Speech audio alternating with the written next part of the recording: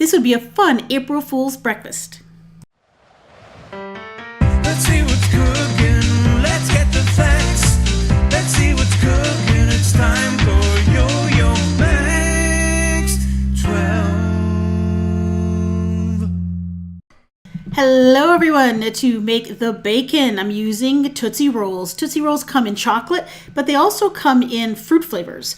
So for 3 slices of bacon, you need 1 chocolate Tootsie Roll. You'll also need 2 lemon or 2 vanilla Tootsie Rolls. And you'll also need a cherry one or strawberry, and you'll need one of those Kraft caramel, just the square caramels that you unwrap. So what you'll do is take the cherry and the chocolate, and you're going to squish them together, and you're going to mold them so that they're like a uniform color. So just mash them all together and keep kneading it until you get a uniform color. Now, if your Tootsie Rolls are too hard, you can put them in the microwave for 2-3 seconds and they'll soften right up. So there we go. It's a uniform color. It's kind of like a light reddish brown. Flatten it out onto a piece of waxed paper into a small rectangle. Then do the same thing with one of the lemon Tootsie Rolls. Flatten it out, put it on top. Take the caramel, flatten that out, put it on top. As you can see, it doesn't matter if it's exactly the same size, as long as it's roughly the same size. Then another lemon Tootsie Roll, squished and flattened out on top. Then take a sharp knife, and you're going to cut that in half. Peel the 2 pieces apart, and you're going to stack one piece on top of the other.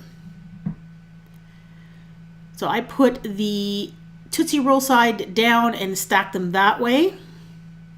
And then you're going to cut it in half again with a sharp knife. Then you're going to put them side by side like that. Squish them together. Then you will continue to flatten and stretch it out. So you're looking to make a really long piece of bacon with this. So just keep stretching, pulling and flattening as you go. You don't want it to tear, so be gentle. And then you're going to cut it into 3 pieces or 3 pieces of bacon. As you can see, it starts to look like bacon very quickly. You want it to have that fat and that meat streakiness. Now take each individual piece of bacon, and you're going to kind of play with it, flatten it out, and curl the edges a little bit so it looks like it's been cooked. And as you know, cooked bacon is not always super flat.